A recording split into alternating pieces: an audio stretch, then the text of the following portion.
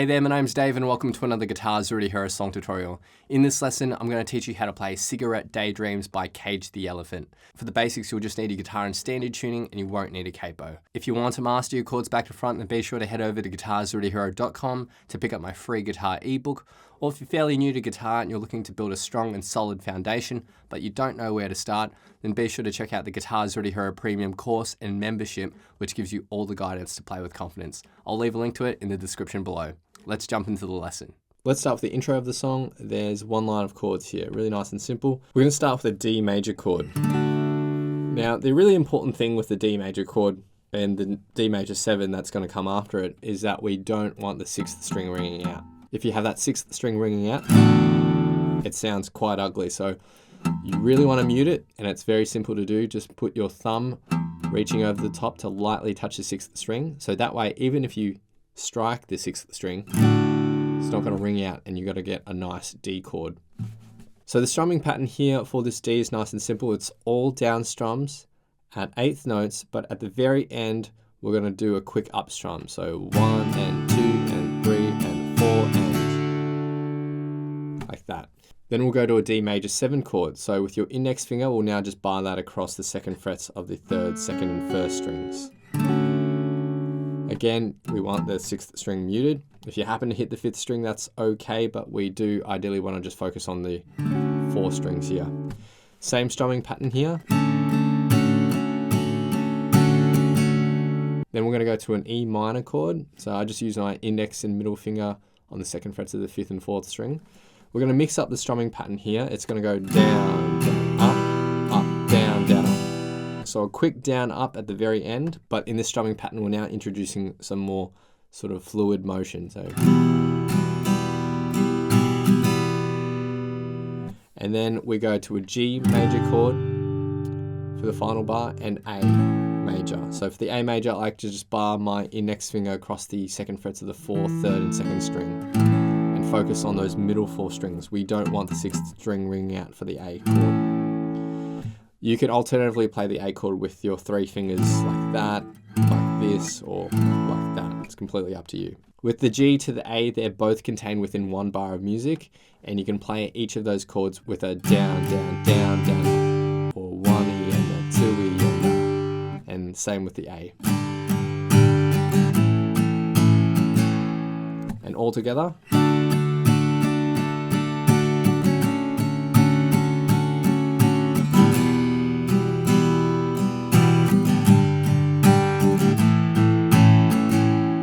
That's it for the intro, which is also used for the break. Next is the verse. There's 3 lines of chords here. The first line of chords is the same as the intro. We've already learnt it. That's played through twice. For the second line of chords, it's almost the same, but instead of an E minor chord, we're going to go to a B minor chord.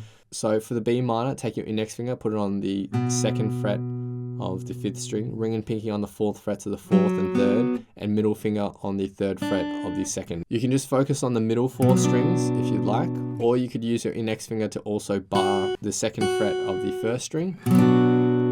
But we absolutely do not want the open 6th string ringing out here, so with your index finger fretting the 2nd fret of the 5th string, have it lightly reaching up above to touch the 6th string. And that way it'll be muted.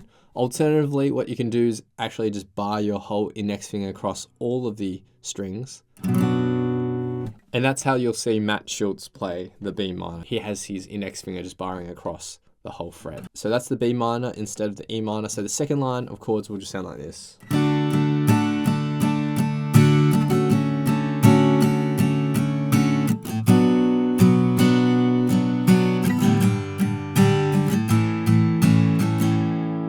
Second line of chords is played through twice. For the third line of chords, it's almost the same as the second line of chords, but instead of the G to the A, we're going back to an E minor for the final bar, and that's just going to be with that all down strum strumming pattern with a quick up strum at the end. So the final line of chords.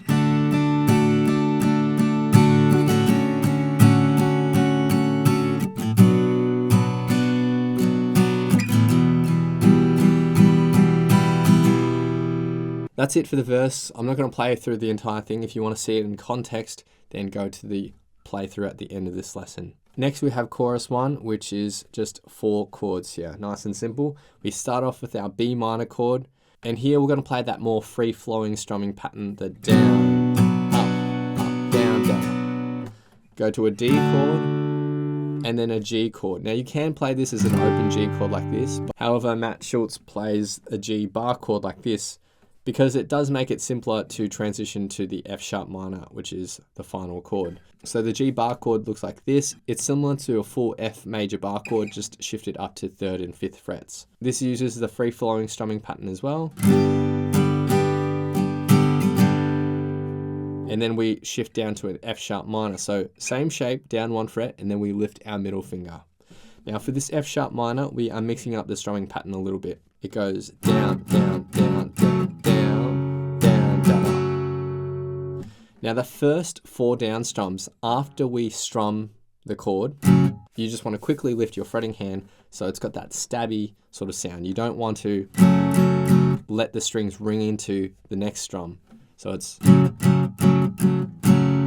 the 3 beat, that's when we can hold it out, and then 4 and so one more time, 1 and 2 and 3 and 4 and that's it for the chorus, which sounds like this.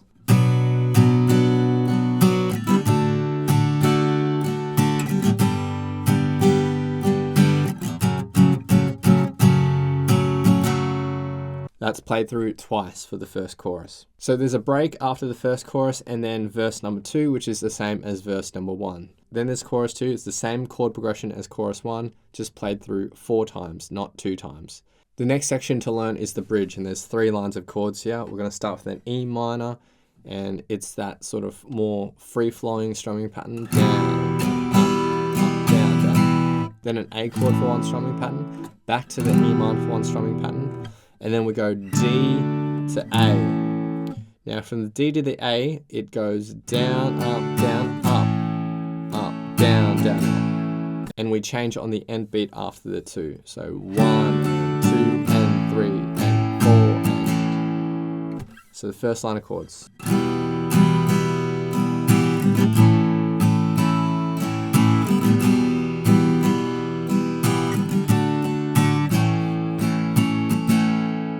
The second line of chords is almost identical, except for the final bar, we go B minor to G, with a similar strumming pattern for the D to the A. So down, down, up, down, down, up. So the second line of chords.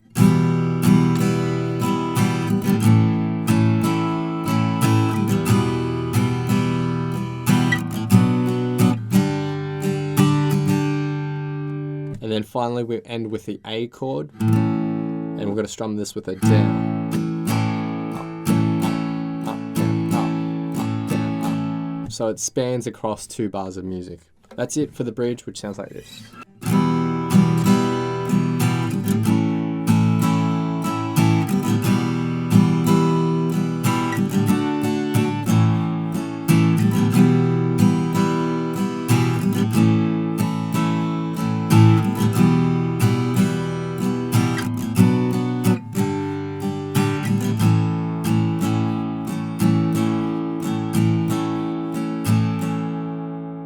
There's finally chorus number 3, which is the same as chorus number 2. The only difference is there's just a dynamic sort of shift here. The first time we play the chord progression, we are playing the all down strum strumming pattern for the first 3 chords. So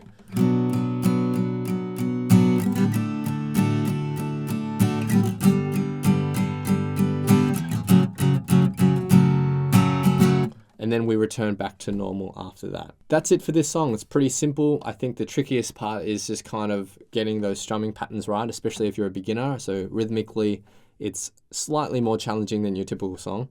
There's a couple of bar chords in there as well, which may challenge people, but great practice for developing those bar chords. And if you never play those bar chords, you'll never actually get over that hurdle. So really, I would recommend you try tackling them everywhere you can. So now I'll be doing a full playthrough of the song with the vocal track on top. A big thanks to my friend Eric for lending his awesome vocals to this playthrough. Feel free to play this back as many times as you'd like to practice, play along to, and see how you go.